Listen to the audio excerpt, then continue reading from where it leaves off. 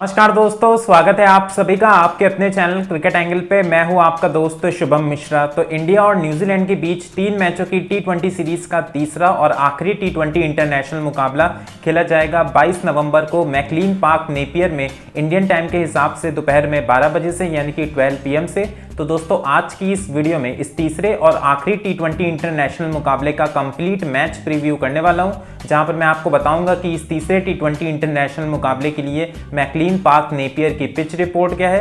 वहीं पर इस तीसरे टी20 मैच में दोनों टीमें किस प्लेइंग 11 के साथ मैदान में उतर सकती हैं, कौन से बदलाव आपको दोनों टीमों की प्लेइंग 11 में नजर आने वाले हैं। इसके अलावा दोस्तों इस तीसरे टी20 इंटरनेशनल मुकाबले में मैकलीन पार्क नेपियर की पिच पर कौन से गेंदबाज और बल्लेबाज ज्यादा इफेक्टिव साबित होंगे और किसको आपको अपनी फैंटेसी 11 में लेना चाहिए। वहीं पर इस तीसरे टी20 इंटरनेशनल मुकाबले का मैच प्रेडिक्शन भी करने वाला हूं। तो overall A to Z complete information आपको इस मुकाबले से जुड़ी इस वीडियो में मिलेगी। इसलिए दोस्तों वीडियो होने वाली है काफी ज्यादा इंटरेस्टिंग और इन्फॉर्मेटिव, इसे लास्ट तक जरूर देखिएगा। लेकिन वीडियो में आगे बढ़ने से पहले आप सबसे बस इतनी सी रिक्वेस्ट है कि अगर आप हमारे चैनल पर पहली बार विजिट कर रहे हैं तो हमारे चैनल को सब्सक्राइब करके नोटिफिकेशन बेल ऑन कर दें, ताकि आपको क्रिकेट और IPL से जुड़ी ऐसी इंटरेस्टिंग वीडियोस और अपडेट्स लगातार मिलती रहे। तो दोस्तों हम सबसे पहले बात कर लेते हैं तीसरे टी20 इंटरनेशनल मुकाबले के लिए मैकलीन पार्क नेपियर की पिच रिपोर्ट के बारे में। तो अगर हम ओवरऑल टी20 इंटरनेशनल मैचेस की बात कर लें जो कि इस मैदान पर खेले गए हैं, तो इस मैदान पर अभी तक टोटल 4 टी20 इंटरनेशनल मैचेस हुए हैं।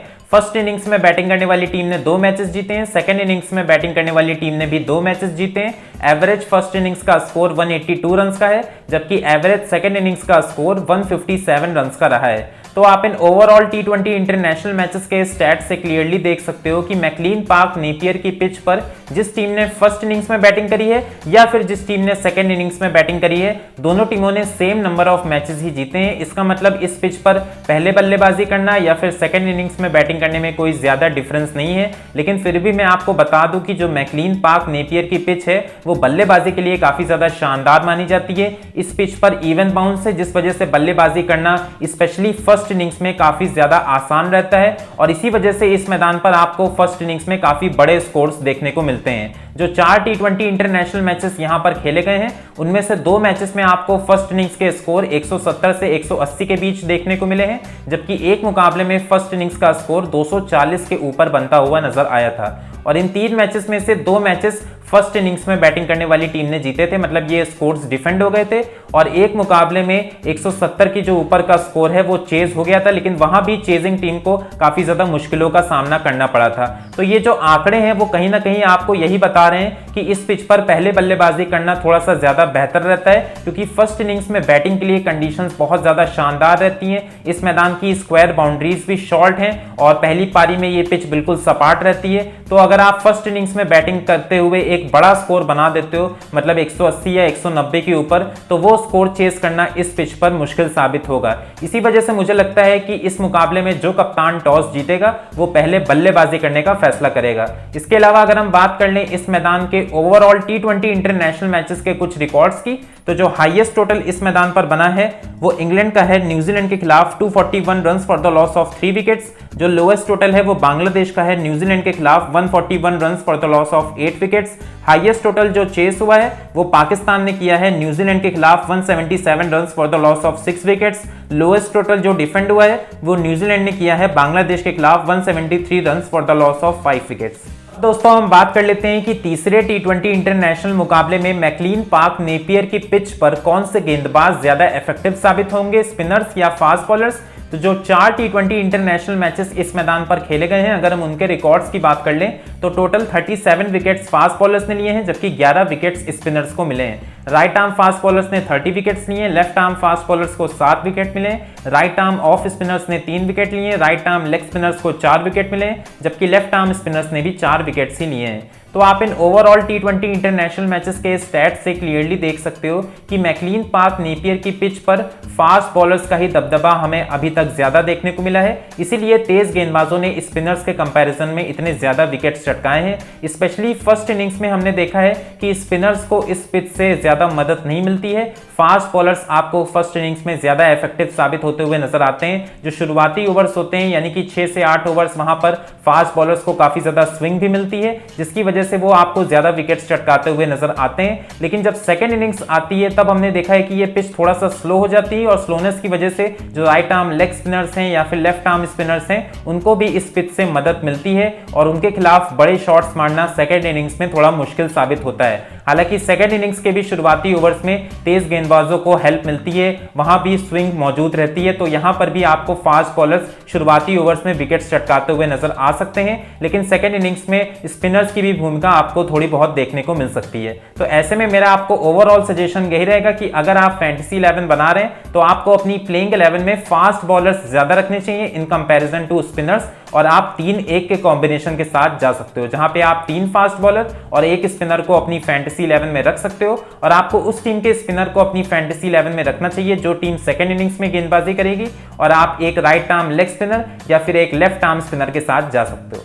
इसके बाद दोस्तों हम बात कर लेते हैं तीसरे T20 इंटरनेशनल मुकाबले के लिए दोनों टीमों की एक्यूरेट प्रेडिक्टेड प्लेइंग 11 के बारे में। तो अगर हम सबसे पहले इंडियन टीम की प्लेइंग 11 के बारे में बात कर लें तो इंडियन टीम ने दूसरे T20 मुकाबले में न्यूजीलैंड के खिलाफ शानदार जीत हासिल करी थी, और उस जीत के बाद मुझे नहीं लगता कि इंडियन टीम अपनी प्लेइंग 11 में ज्यादा बदलाव करने वाली है। जब दूसरे T20 मुकाबले के बाद हार्दिक पांड्या से प्रेस कॉन्फ्रेंस में यह पूछा गया था कि क्या वो तीसरे मुकाबले के लिए अपनी प्लेइंग 11 में कोई बदलाव करेंगे, तब उन्होंने कहा था कि अभी हम इसको लेकर श्योर नहीं है क्योंकि सिर्फ एक ही मैच बचा है सीरीज में। हालांकि उन्होंने बाद में यह भी बोला था कि हम चाहते हैं कि ज्यादा से ज्यादा यंगस्टर्स को इस दौरे पर चांस दिया जाए, पर सिर्फ एक मैच बचे होने के कारण यहां पर सभी को चांस दे पाना मुश्किल नजर आ रहा है। तो मेरे ख्याल से आपको इस मुकाबले की प्लेइंग 11 में एक आधा बदलाव होता हुआ नजर आ सकता है, ज्यादा बदलाव प्लेइंग 11 में नहीं होंगे। भुवनेश्वर कुमार की जगह आपको इस मुकाबले में उमरान मलिक खेलते हुए नजर आ सकते हैं। तो जो इंडिया की प्लेइंग 11 है वो कुछ इस प्रकार की नजर आ सकती है। ओपनिंग करते हुए आपको नजर आएंगे ईशान किशन के साथ wicket keeper Rishabh Pant, number 3 पर आ सकते हैं सूर्य कुमार यादव, नंबर 4 पे श्रेयस अय्यर, नंबर 5 पे दीपक हुड्डा, नंबर 6 पे कैप्टन हार्दिक पांड्या, नंबर 7 पे वॉशिंगटन सुंदर, नंबर 8 पे भुवनेश्वर कुमार या फिर उमरान मलिक में से कोई एक खेलेगा, नंबर 9 पे युजवेंद्र चहल, नंबर 10 पे अर्शदीप सिंह और नंबर 11 पर मोहम्मद सिराज आ सकते हैं। इसके बाद दोस्तों हम बात कर लेते हैं तीसरे T20 इंटरनेशनल मुकाबले के लिए न्यूजीलैंड की प्रेडिक्टेड प्लेइंग 11 के बारे में। तो दोस्तों तीसरे T20 इंटरनेशनल मुकाबले के लिए न्यूजीलैंड के कैप्टन केन विलियमसन अवेलेबल नहीं होंगे और उनकी गैर मौजूदगी में टिम साउदी न्यूजीलैंड की कप्तानी करते हुए नजर आएंगे, जबकि केन विलियमसन की जगह आपको प्लेइंग 11 में मार्क चैपमैन खेलते हुए नजर आएंगे। इसके अलावा दोस्तों एक और बदलाव आपको न्यूजीलैंड की प्लेइंग 11 में नजर आ सकता है। नेपियर की कंडीशंस को देखते हुए टीम एक स्पिनर को ड्रॉप करके एक्स्ट्रा फास्ट बॉलर के साथ जा सकती है, तो उस केस में इश सोडी की जगह आपको ब्लेयर टिकनर भी प्लेइंग 11 का हिस्सा बनते हुए नजर आ सकते हैं। तो जो आपको न्यूजीलैंड की प्लेइंग 11 है वो कुछ इस प्रकार की नजर आ सकती है। ओपनिंग करते हुए आपको नजर आएंगे विकेट कीपर डिवॉन कॉनवे के साथ फिन एलन, नंबर 3 पे आ सकते हैं मार्क चैपमैन, नंबर 4 पर ग्लेन फिलिप्स, नंबर 5 पे डैरिल मिचेल, नंबर 6 पे जेम्स नीशम, नंबर 7 पे मिचेल सैंटनर, नंबर 8 पे कैप्टन टिम साउदी, नंबर 9 पे लॉकी फर्ग्यूसन, नंबर 10 पे एडम मिलने और नंबर 11 पर इश सोडी या फिर ब्लेयर टिकनर में से कोई एक खेल सकता है। अब दोस्तों हम बात कर लेते हैं इस तीसरे T20 इंटरनेशनल मुकाबले की मैच प्रेडिक्शन के बारे में। तो अगर हम सबसे पहले overall head to head record की बात कर लें तो इंडिया और न्यूजीलैंड का T20 इंटरनेशनल में आमना सामना टोटल 21 मैचेस में हुआ है, जहां पर इंडियन टीम को एज हासिल है।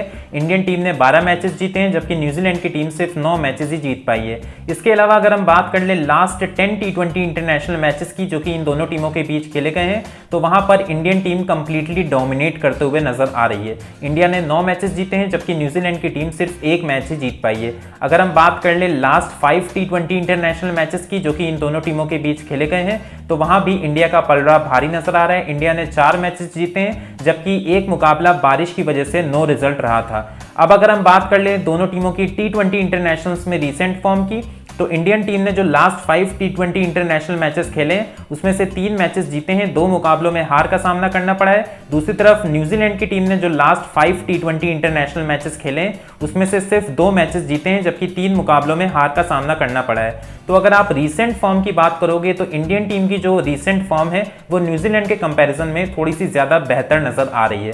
अब अगर हम कंपैरिजन कर लें दोनों टीमों की परफॉर्मेंस पिछले 10 T20 इंटरनेशनल मैचेस में, तो न्यूजीलैंड का जो विनिंग परसेंटेज है वो 50 है जबकि इंडिया का जो विनिंग परसेंटेज है वो 70 है, जो कि काफी बेहतर है।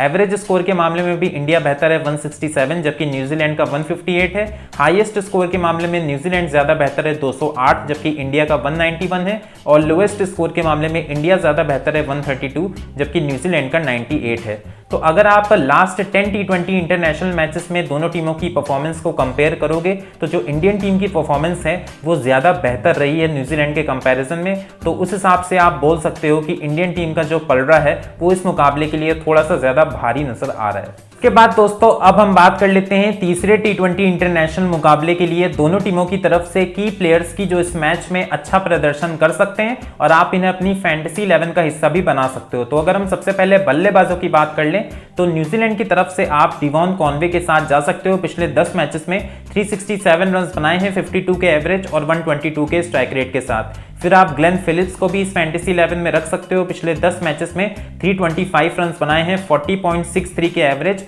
और 173 के स्ट्राइक रेट के साथ। इंडियन टीम की तरफ से आप सूर्य कुमार यादव के साथ जा सकते हो, ये इस समय बेहतरीन फॉर्म में है और दूसरे T20 इंटरनेशनल मुकाबले में शानदार शतक भी जड़ा था।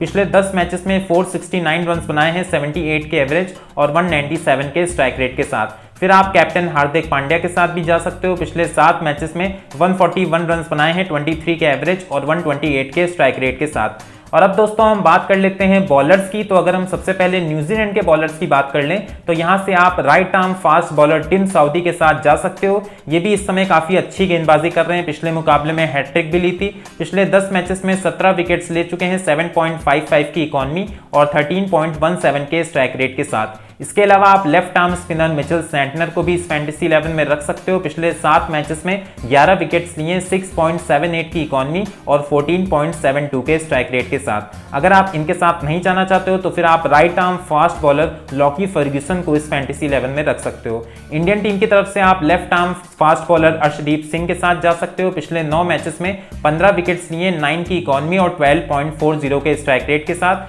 वहीं पे दोस्तों आप right arm leg spinner Yuzvendra Chahal को भी इस फैंटेसी 11 का हिस्सा बना सकते हो। अंत में दोस्तों अब बात कर लेते हैं तीसरे T20 इंटरनेशनल मुकाबले के लिए मेरी अपनी विन प्रेडिक्शन के बारे में। लेकिन उससे पहले अगर हम इन दोनों टीमों की प्लेइंग 11 का कंपैरिजन कर लें तो ओपनिंग के मामले में इस समय इंडियन टीम काफी ज्यादा मजबूत नजर आ रही है। मिडिल ऑर्डर के मामले में दोनों टीमें बराबरी पर ही लग रही हैं। बैटिंग डेप्थ के मामले में भी इंडियन टीम ज्यादा स्ट्रांग है। पेस बॉलिंग अटैक के मामले में न्यूजीलैंड की टीम थोड़ा सा ज्यादा बेहतर नजर आ रही है, जबकि स्पिन बॉलिंग अटैक के मामले में दोनों टीमें बराबरी पर ही लग रही हैं। तो ओवरऑल अगर आप प्लेइंग 11 का कंपैरिजन करोगे तो अभी भी दोनों टीमों के पास काफी बैलेंस्ड और स्ट्रॉन्ग प्लेइंग 11 मौजूद है। तो आप प्लेइंग 11 में ज्यादा डिफरेंस नहीं कर पाओगे। लेकिन तीसरे T20 इंटरनेशनल मुकाबले में जो न्यूजीलैंड को डिसएडवांटेज होगा वो ये है कि इनके कप्तान केन विलियमसन इस मुकाबले के लिए अनअवेलेबल है, वो तीसरा मुकाबला नहीं खेलेंगे। तो ये काफी बड़ा झटका है न्यूजीलैंड की टीम के लिए, स्पेशली जिस तरीके से वो दूसरा T20 मुकाबला हारे थे। और न्यूजीलैंड के लिए ये मुकाबला जीतना काफी ज्यादा इंपॉर्टेंट है सीरीज को बराबर करने के लिए। दूसरी तरफ अगर हम इंडियन टीम की बात कर लें तो इंडियन टीम के ऊपर बिल्कुल भी प्रेशर नजर नहीं आ रहा है और जिस तरीके से उन्होंने दूसरा T20 मुकाबले में शानदार जीत हासिल करी है उससे इंडियन टीम के पास कॉन्फिडेंस काफी ज्यादा होगा और सीरीज में वो 1-0 से आगे भी हैं। तो अब वो सीरीज ये हार नहीं सकते हैं। अगर इंडियन टीम ये मुकाबला जीतती है तो सीरीज अपने नाम कर लेगी। ऐसे में इंडियन टीम के पास जो यंगस्टर्स मौजूद हैं उनके पास एक और मौका है अपनी स्किल्स को दिखाने का। जो विनिंग मोमेंटम इंडियन टीम को मिला हुआ है उससे मुझे लगता है कि इंडियन टीम इस मुकाबले के लिए फेवरेट्स है। हालांकि न्यूजीलैंड की टीम अपने घर पर खेल रही है और वो भी शानदार वापसी कर सकते हैं, पर फिर भी मुझे लगता है कि इंडियन टीम यहां पर थोड़ा सा एज हासिल करती है न्यूजीलैंड के ऊपर। और इसलिए दोस्तों इस तीसरे मुकाबले की जो मेरी विन प्रेडिक्शन है वो इंडियन टीम के साथ ही जाने वाली है। तो फ्रेंड्स ये तो बात हो गई मेरी अपनी विन प्रेडिक्शन की। आपको क्या लगता है किस टीम की प्लेइंग 11 ज्यादा मजबूत नजर आ रही है और आपके हिसाब से कौन सी टीम ये तीसरा और आखिरी T20 इंटरनेशनल मुकाबला जीतेगी? क्या इंडियन टीम ये मुकाबला जीतकर इस T20 सीरीज को अपने नाम कर लेगी या फिर न्यूजीलैंड की टीम ये मैच जीतकर T20 सीरीज को बराबरी पर ले आएगी? आप अपनी राय कमेंट बॉक्स में दे सकते हैं। वहीं पर क्रिकेट मैचेस की फैंटेसी प्लेइंग 11, इसके अलावा क्रिकेट से जुड़ी हर छोटी बड़ी न्यूज एंड अपडेट सबसे पहले पाने के लिए आप हमें टेलीग्राम चैनल पर जरूर ज्वाइन कर लें। टेलीग्राम चैनल का लिंक आपको वीडियो के डिस्क्रिप्शन बॉक्स में मिल जाएगा। सो फ्रेंड्स मिलते हैं आपसे किसी नई और इंटरेस्टिंग वीडियो में। Till then take care, stay safe and good bye.